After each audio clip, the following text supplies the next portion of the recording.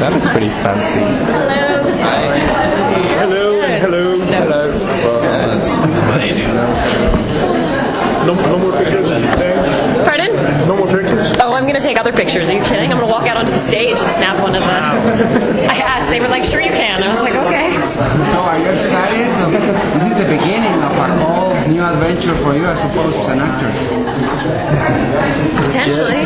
Yeah. That's really strange. I mean, I was just sort of saying to the people over there, it kind of came out of nowhere as well. I mean, it's just suddenly exploded at exactly the same time as the movie was being made. Which is, I guess it's lucky for everyone.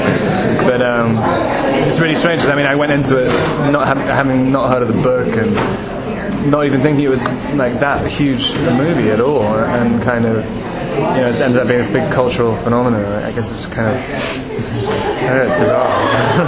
But in each Barnes and Nobles and Borders, you can find out the book just in the front of the door. What is reading Every the book. single bookshop, like, it's bizarre. Like, it's so bizarre. And they're having all the midnight shop openings for the new book and stuff. It's like, oh, so that's what this is. So that's kind of a weird shift because you didn't really sign on to do kind of something on the level of Harry Potter, but then suddenly you find yourself in the middle of that. Is that disconcerting? Is it?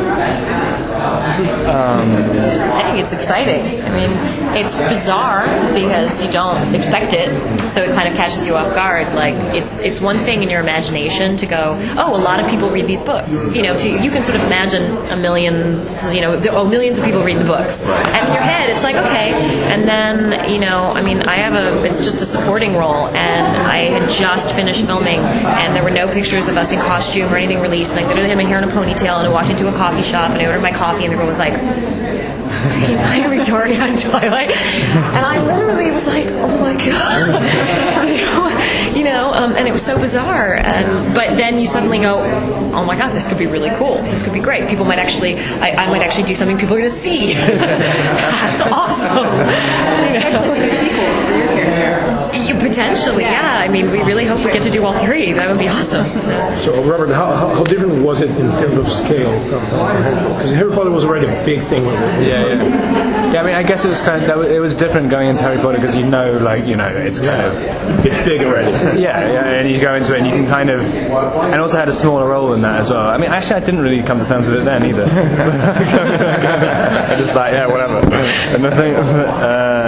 It was different. I mean, that kind of, they had all the set. I mean, I guess it was kind of a sort of well-oiled machine, the Harry Potter series. When they were already on 3 movies all in the same place and stuff.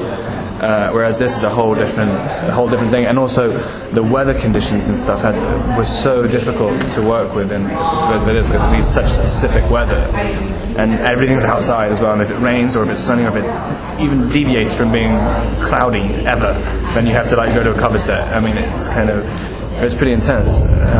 We get shoved into a tent. Yeah, there's a lot of waiting around. Get the vampires out of the sun. Get the vampires out of the hail. Get the vampires out of the rain. It was nuts. How do you approach your character, each of you? For me, I just the description in the books, I just took that and then basically worked it down. It was like, all right, pure evil, pure instinct, pure malice, and very feline. So I watched a lot of lion attacks on YouTube, believe it or not. And then it's really embarrassing, but a friend of mine went to drama school and suggested it, and I did it, and it was great. And I was for an hour a day, get us closer to filming. I was a cat in my apartment for an hour a day. Yeah, I was very feline. Because I'm sort of klutzy, and I was like, if I don't put that in my body, it will just read false. So I have to show up and just be sort of ready to do that. So that for me, the physical part was really big, and then I just gave myself permission to follow every nasty impulse I could possibly have, because we all have that inside us. We just don't like to talk about it. But the truth is, if you give yourself permission to just rip people apart and drink them apart, everybody has. You ever had an argument with somebody where you could have just gone and rip your head off? We all have something to draw on, And I feel like if you just give yourself permission. Okay, we're scared. Okay, you go. I thought you were saying sea lion.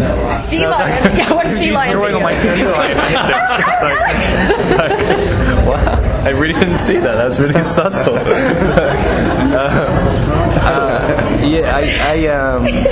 The thing, the whole book is written from Bella's perspective. So it's kind of, Edward is this like enigma because she doesn't really know who he is or what he is the entire time, and so knows as the audience. But it's kind of difficult to sort of think of your own, to actually play something which doesn't really, it's never really there, you know, it's like a kind of phantom. So I was just pretty much inventing it at the beginning, which was really nice. I mean, you have pretty much free reign. I mean, you can be whatever you want. So I thought about that a lot, and then halfway through, Stephanie gave me this unfinished manuscript. She was writing a version of Twilight, which is all from Edward's perspective, called Midnight Sun. I think I'm one of like the 3 people in the world who's read it or something. I'm so jealous. Don't say it downstairs. But but I read that kind of 2/3 of the way into doing it. So it added, but funnily enough, it was like kind of a lot of it was how I was doing it anyway. There are some other things, but I mean, things like his anger. I mean, he seems like a really nice guy in Twilight, and like just kind of in his world, in his head, so much resentfulness and anger, which is really interesting when someone is literally looking at the entire book of Twilight, looks at him saying he's the perfect creature, perfect, never does anything wrong ever, and he just thinks he's constantly doing everything wrong, and like even being with this girl, he's like, I'm being a selfish bastard, like I'm just putting her life in danger the whole time, like every single second, and I'm being like pathetic because I can't stop being around her or whatever. Just I really like that kind of relationship.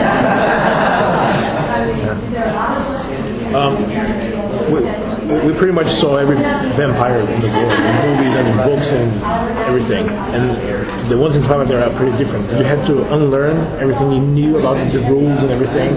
Yeah, I mean, you kind of want to do all this stuff, like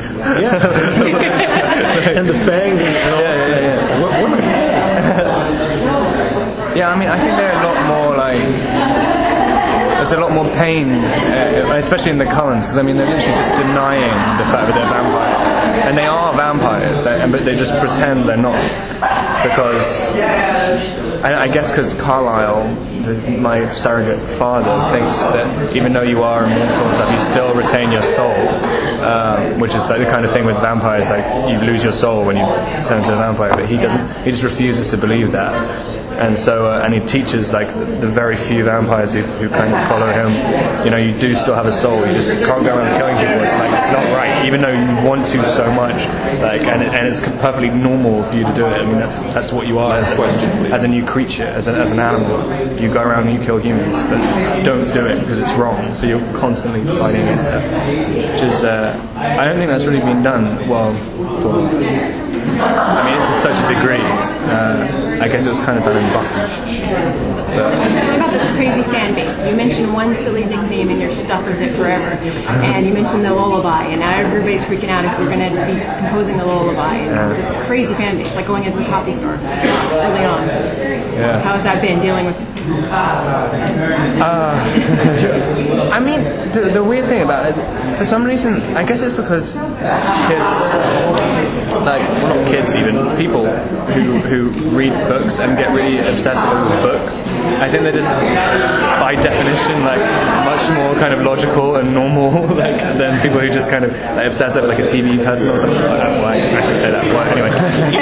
You won't see them here, don't worry.